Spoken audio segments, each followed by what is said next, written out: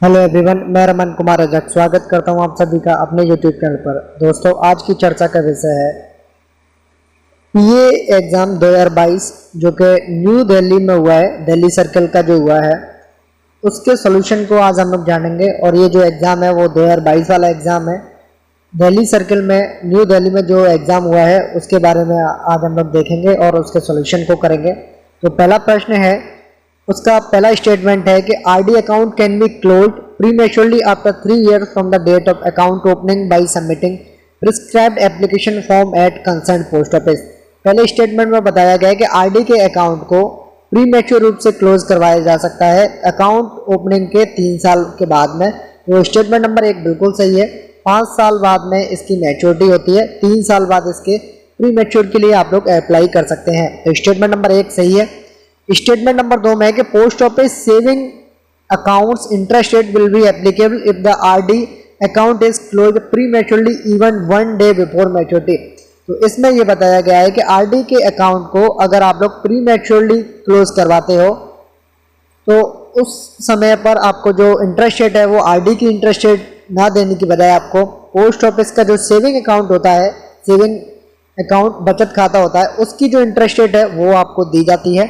तो option number statement number 1 और 2 दोनों सही है, इसलिए इस प्रश्न के लिए जो सही आंसर होगा वो option number C, both first and second statements are correct. Question number 2 में पूछा गया कि interest on loan on RD will be applicable as, यानी कि जो आरडी अकाउंट होता है उस पर लोन की फैसिलिटी उपलब्ध होती है। तो जो लोग लोन अप्लाई करते हैं या लोन लेते हैं आरडी के अकाउंट पर, तो उन पर इंटरेस्ट रेट किसके अकॉर्डिंग उनसे ली जाती है, यानी कि आरडी अकाउंट पर किसी व्यक्ति ने लोन ले लिया है, अब जब ये व्यक्ति लोन का रीपेमेंट करने आएंगे तो उन पर कितने % ब्याज ली जाती है, ये प्रश्न में पूछा गया है। तो बेसिकली उनसे क्या लिया जाता है, जो आरडी के इंटरेस्ट रेट उस समय पर एप्लीकेबल है उसमें 2% एक्स्ट्रा उनसे लिया जाता है। इसलिए इस प्रश्न के लिए जो सही आंसर होगा वो option number B. Question number 3 में पूछा गया है कि what is the maximum limit in the case of endowment assurance under postal life insurance. पूछा गया है कि जो डाक जीवन बीमा पॉलिसी होती है, पोस्टल लाइफ इंश्योरेंस होता है, उसमें एक पॉलिसी है एंडोमेंट एश्योरेंस या संतोष पॉलिसी, या जैसे हम लोग ईए पॉलिसी के नाम से भी जानते हैं। तो इसमें पूछा गया है कि इसके लिए जो मैक्सिमम सम एश्योर्ड की लिमिट है वो क्या होती है। तो सभी पीएलआईज की जो पॉलिसीज हैं उनके लिए जनरली जो मैक्सिमम लिमिट है वो है 15 लाख, यानी कि 50 लाख। तो ऑप्शन नंबर डी हो जाएगा इस प्रश्न के लिए सही आंसर। मिनिमम की बात करें तो मिनिमम पीएलआई के केस में होता है 20,000 रुपए। नेक्स्ट क्वेश्चन नंबर 4 में पूछा गया कि what is the minimum sum assured in the case of whole life insurance under PLI. PLI के अंडर एक पॉलिसी दी जाती है WLA होल लाइफ इंश्योरेंस। इसमें पूछा गया है कि मिनिमम सम एश्योर्ड कितना होता है। तो मिनिमम सम एश्योर्ड जनरली 20,000 होता है, इसलिए इस प्रश्न के लिए सही आंसर होगा वो option number A. Next question number 5 में पूछा गया है कि what is the minimum sum assured in the case of joint life insurance युगल सुरक्षा अंडर पीएलआई। पीएलआई के अंडर एक पॉलिसी है युगल सुरक्षा, जैसे हम लोग JLA जॉइंट लाइफ इंश्योरेंस भी कहते हैं। तो इसमें पूछा गया है कि इसके लिए मिनिमम सम एश्योर्ड कितना होता है। तो इसमें मिनिमम सम एश्योर्ड होता है 20,000 रुपए। आपको ऑप्शन यहाँ देखने को नहीं मिला है, लेकिन आपका जो ऑप्शन होगा वो ऑप्शन नंबर बी होगा इस प्रश्न के लिए सही आंसर, क्योंकि एक में 10,000 है, ऑप्शन नंबर सी में है 30,000, ऑप्शन नंबर डी में 4,000। तो जो ऑप्शन नंबर बी होगा वो 20,000 होगा, तो आपको 20,000 पर टिक करना है। नेक्स्ट क्वेश्चन नंबर 6 में पूछा गया है कि what is the maximum some assured in the case of children policy under postal life insurance. हम लोग जनरली शब्द का यूज कर रहे थे अभी जब पीएलआई में सम एश्योर्ड मिनिमम या मैक्सिमम की बात कर रहे थे। क्यों कर रहे थे, क्योंकि जो चिल्ड्रन पॉलिसी है, बाल जीवन बीमा है, इसमें सम एश्योर्ड का जो मैक्सिमम और मिनिमम का लिमिट है वो अलग है, इसलिए हम लोग जनरली शब्द का यूज कर रहे थे। चिल्ड्रन पॉलिसी में मैक्सिमम सम एश्योर्ड पीएलआई के केस में कितना होता है ये पूछा गया है। तो इसके लिए जो आंसर है वो है 3 लाख रुपए, यानी कि ऑप्शन नंबर बी हो जाएगा इस प्रश्न के लिए सही आंसर। क्वेश्चन नंबर 7 में पूछा गया है कि there is a maximum limit of how many USD का मतलब है US डॉलर, यानी कि जो अमेरिका का डॉलर है उसकी बात कर रहे हैं। तो there is a maximum limit of how many USD in Western Union that can be sent at a time as per applicable RBI regulations which must however be only for personal use. Personal use के case में Western Union से हम लोग जब fund transfer की बात करते हैं, यानी कि इंडिया प्लस वेस्टर्न यूनियन की जो कंट्रीज हैं वो जब आपस में मनी ट्रांसफर करते हैं तो उसके लिए पर्सनली यूज के लिए मैक्सिमम लिमिट क्या है यूएस डॉलर में, ये पूछा गया है। तो यूएस डॉलर में मैक्सिमम जो लिमिट है वो है 2500 यूएस डॉलर की। ऑप्शन नंबर सी हो जाएगा इस प्रश्न के लिए सही आंसर। क्वेश्चन नंबर 8 में पूछा गया कि एक्सपेंड पीएमजेजेबीवाई, पीएमजेजेबीवाई का विस्तार करें या इसका अर्थ क्या है, ये पूछा गया है। तो पीएमजेजेबीवाई का पूरा नाम है प्रधानमंत्री जीवन ज्योति बीमा योजना, और ऑप्शन नंबर ए हो जाएगा इस प्रश्न के लिए सही आंसर, प्रधानमंत्री जीवन ज्योति बीमा योजना। ऑप्शन नंबर ए हो जाएगा इस प्रश्न के लिए सही आंसर।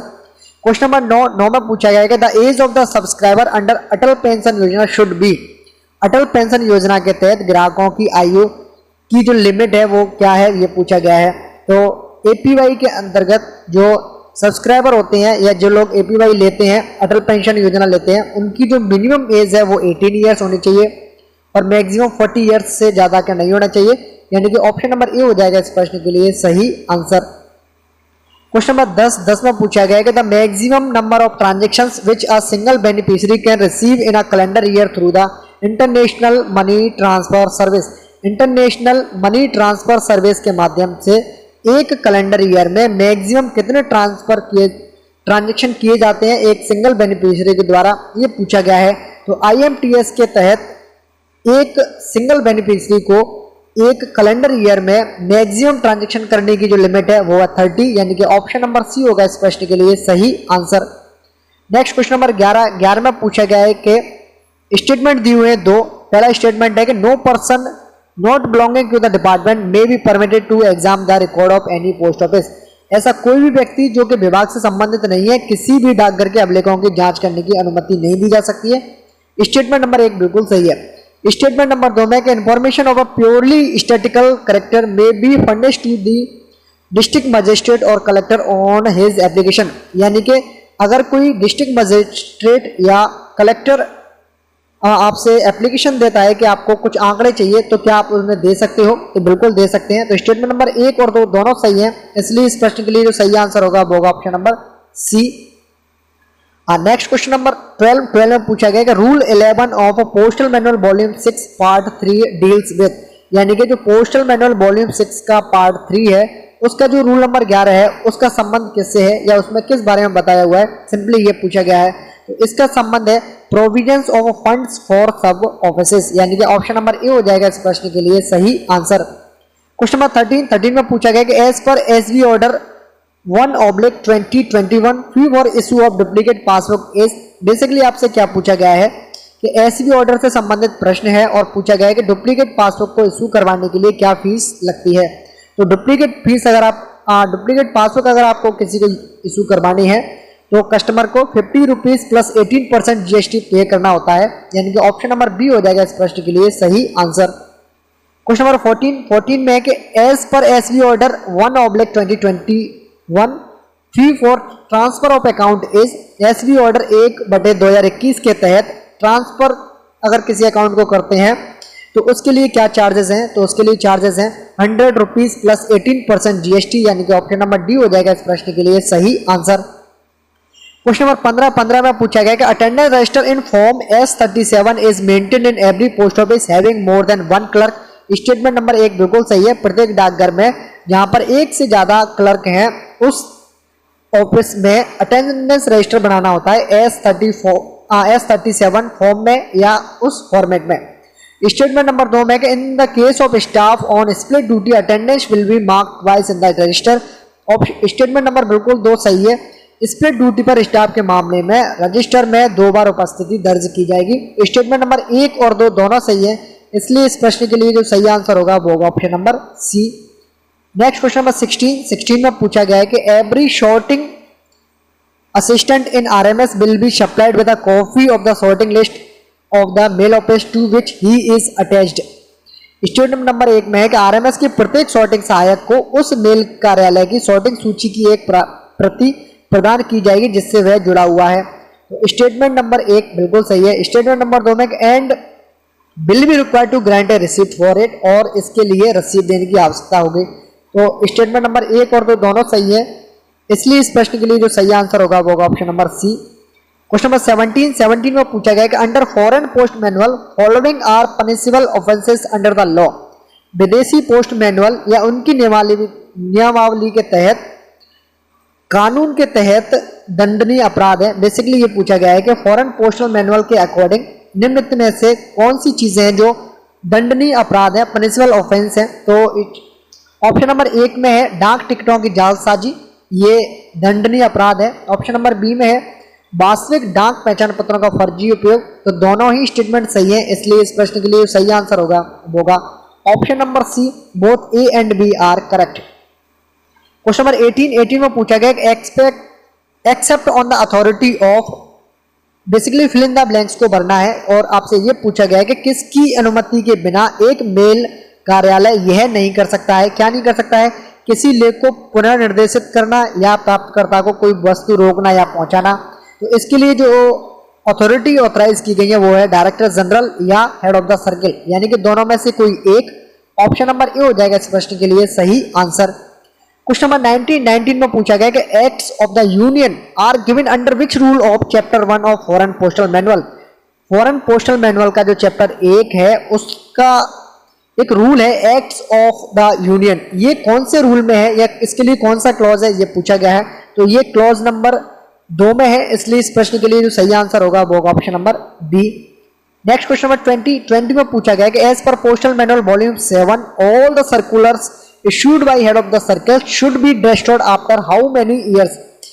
वॉल्यूम 7 के अकॉर्डिंग जो सर्कुलर इशू किए जाते हैं हेड ऑफ द सर्कल्स के द्वारा, उन्हें कितने समय बाद नष्ट किया जा सकता है। तो इनको 3 साल के बाद में नष्ट किया जा सकता है, इसलिए इस प्रश्न के लिए सही आंसर होगा वो होगा option number C. Question number 21 में पूछा गया है कि desirability of prepayment of postage given under which clause of post office guide part first. डाकघर गाइड पार्ट फर्स्ट के किस खंड में डाक के पूर्व भुगतान की वांछनीयता दिए गए हैं। बेसिकली ये पूछा गया है कि पीओ गाइड पार्ट फर्स्ट का जो रूल है desirability of a pre payment of postage, ये किस क्लॉज के अंतर्गत आता है या किस रूल के अंतर्गत आता है ये पूछा गया है। तो इससे संबंधित जो क्लॉज है वो है clause number 8। Option number A हो जाएगा इस प्रश्न के लिए सही आंसर।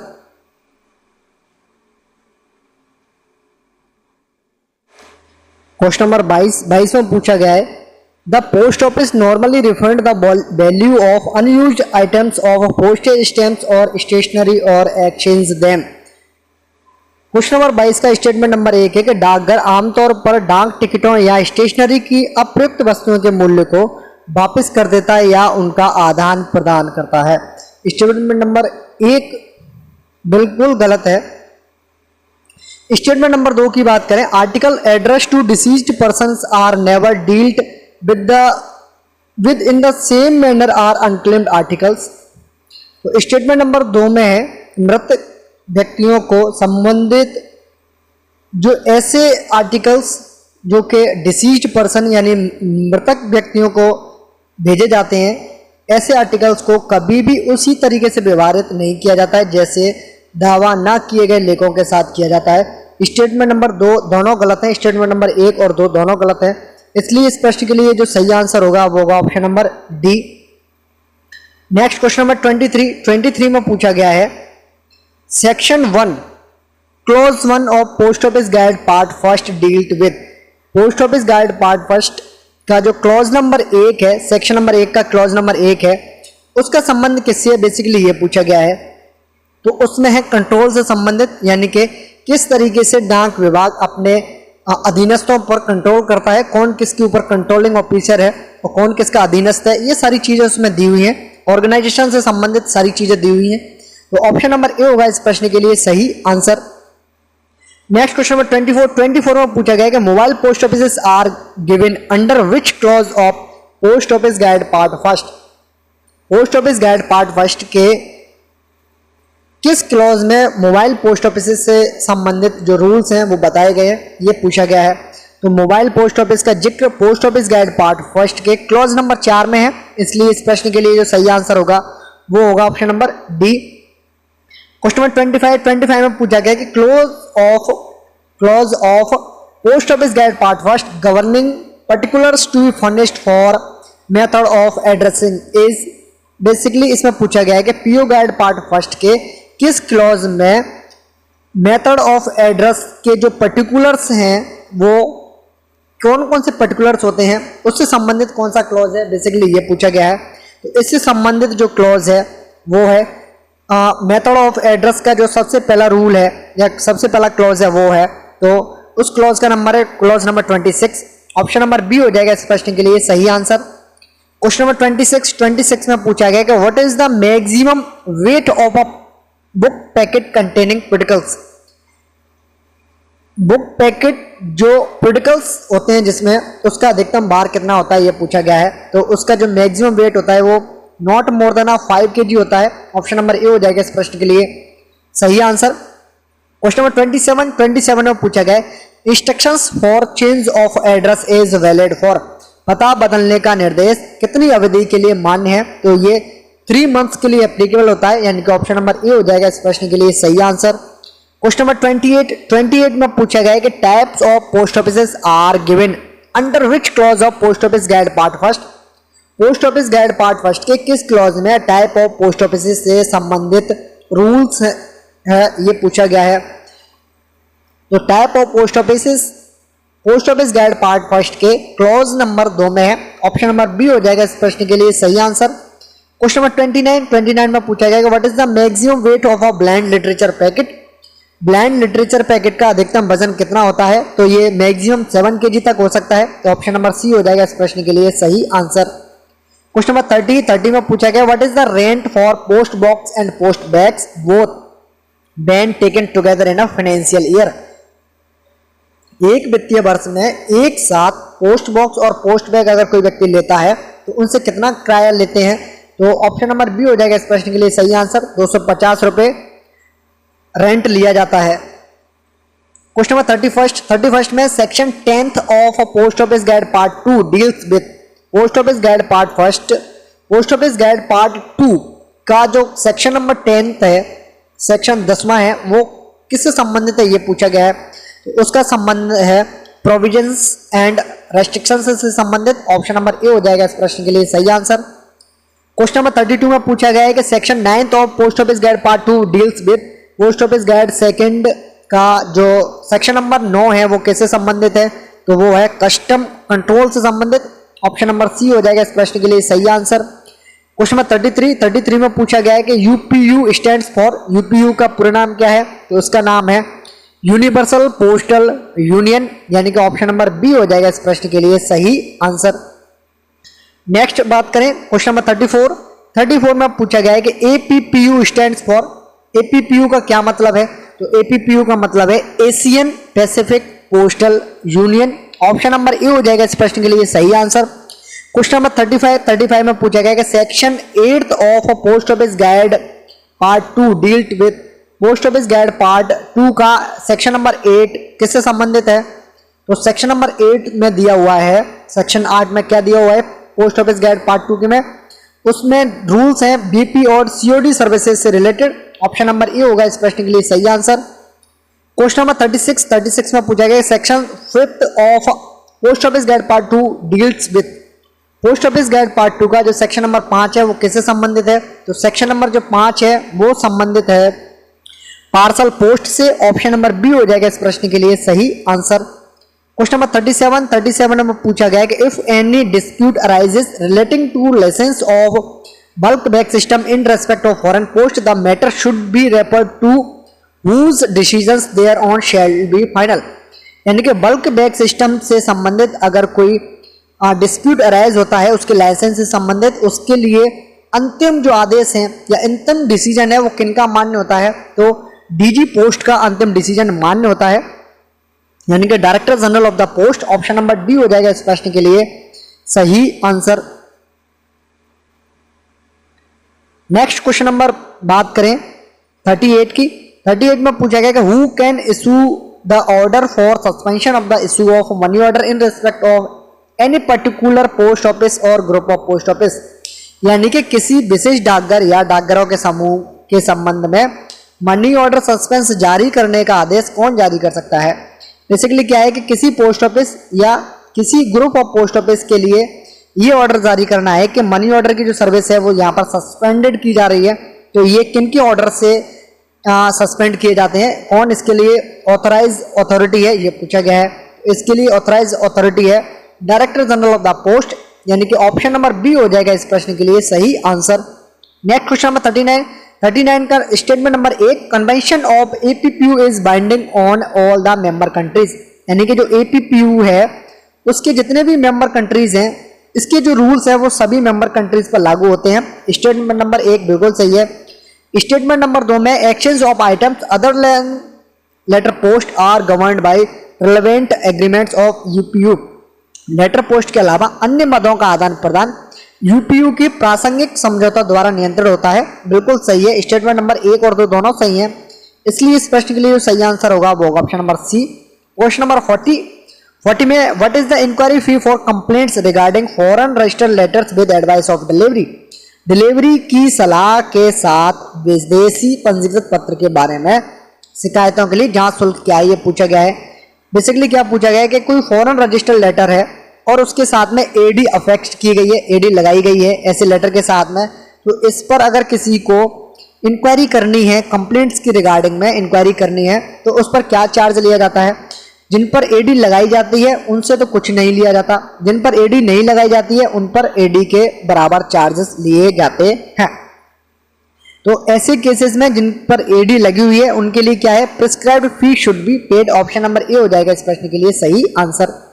क्वेश्चन नंबर 41 में पूछा गया कि under IT modernisation project post office have been interconnected using which type of networks, IT modernisation project के तहत डाकघरों को किस प्रकार के नेटवर्क का उपयोग करके आपस में जोड़ा जाता है, ये पूछा गया है। आईटी मॉडर्नाइजेशन प्रोजेक्ट में जो नेटवर्क यूज किया जाता है एनआई के द्वारा वो है वैन, यानी कि wide area network, option number A होगा इस प्रश्न के लिए सही आंसर। क्वेश्चन नंबर 42 में पूछा गया है IT modernisation project of department of post had how many segments, डाक विभाग की आईटी आधुनिकीकरण परियोजना में कितने खंड हैं, तो टोटल 8 सेगमेंट्स हैं, ऑप्शन नंबर बी हो जाएगा इस प्रश्न के लिए सही आंसर। नेक्स्ट क्वेश्चन नंबर 43 में पूछा गया expand DCF in terms of modernisation project, IT modernisation परियोजना के संदर्भ में डीसीएफ का पूरा नाम क्या है, ये पूछा गया है। तो डीसीएफ की फुल फॉर्म है डाटा सेंटर फैसिलिटी, यानी कि ऑप्शन नंबर सी हो जाएगा इस प्रश्न के लिए सही answer, data centre facility. Question number 44 में पूछा गया कि दर्पण स्टैंड्स फॉर, दर्पण का अभिप्राय क्या है या इसकी फुल फॉर्म क्या है, तो दर्पण की फुल फॉर्म है digital advancement of rural post office for a new India, यानी कि ऑप्शन नंबर सी हो जाएगा इस प्रश्न के लिए सही आंसर। नेक्स्ट बात करें क्वेश्चन नंबर 45 में सीएसआई कवर्स, यानी कि core system integrator core system integrator covers, यानी कि कोर सिस्टम इंटीग्रेटर के अंतर्गत क्या क्या आता है, तो इसके अंतर्गत पॉइंट ऑफ सेल आता है, डीपीएमएस भी आता है, डिस्पैच से संबंधित चीजें आती हैं, यानी कि ऑप्शन नंबर ए और बी दोनों सही हैं, इसलिए इस प्रश्न के लिए सही आंसर होगा वो option number C. Question number 46 में पूछा गया कि vendor for network integrator project under IT modernisation project is, IT modernisation परियोजना के तहत नेटवर्क इंटीग्रेटर के लिए विक्रेता कौन है, तो इसके लिए एनआई का जो वेंडर है वो है सिफी, यानी कि ऑप्शन नंबर डी होगा इस प्रश्न के लिए सही answer Sify. Next question number 47 में पूछा गया है segments of IT modernization project which provides hardware to mail offices and handheld devices to postmen is called as, IT modernization project का कौन सा सेगमेंट है जो कि मेल ऑफिसेस को हार्डवेयर प्रोवाइड करवाता है और पोस्टमैन के लिए हैंड हेल्ड डिवाइसेस प्रदान करता है, तो ये काम है मेल ऑपरेशंस हार्डवेयर का, MOH का, यानी कि ऑप्शन नंबर डी हो जाएगा इस प्रश्न के लिए सही आंसर। क्वेश्चन नंबर 48 में पूछा गया कि ECMS under IT modernisation project stands for, IT modernisation project के तहत जो ECMS है उसका क्या नाम है या उसका मतलब क्या है, ये पूछा गया है। तो ECMS का जो फुल फॉर्म है वो है इंटरप्राइज कंटेंट मैनेजमेंट सिस्टम, यानी कि ऑप्शन नंबर बी हो जाएगा इस प्रश्न के लिए सही answer, enterprise content management system. Next question number 49 में पूछा गया कि which committee approve the IT modernisation project of the department? किस समिति ने आईटी मॉडर्नाइजेशन प्रोजेक्ट के प्रोजेक्ट को किसने मंजूरी दी थी, ये पूछा गया है। आईटी मॉडर्नाइजेशन प्रोजेक्ट को जो अप्रूव करने वाली जो कमेटी है वो है cabinet committee on economic affairs, यानी कि जैसे शॉर्ट में हम लोग CCEAB बोलते हैं। तो ऑप्शन नंबर ए हो जाएगा इस प्रश्न के लिए सही आंसर। क्वेश्चन नंबर 50 में पूछा गया कि antivirus being used in the department under IT modernisation project is, विभाग में आईटी मॉडर्नाइजेशन प्रोजेक्ट के तहत प्रयोग में लाए जा रहे एंटीवायरस का क्या नाम है? तो इसके लिए जो एंटीवायरस का नाम है वो है सिमेंटिक, यानी कि ऑप्शन नंबर सी हो जाएगा इस प्रश्न के लिए सही आंसर। और इसी के साथ साथ हम लोगों ने दिल्ली सर्किल में पूछे गए पीए का एग्जाम में जो डिपार्टमेंटल के 50 क्वेश्चंस हैं 2022 में पूछे गए उनको हम लोगों ने कवर कर लिया है। और इसी के साथ इस वीडियो को करता हूं मैं एंड। ये है अंत इस वीडियो का।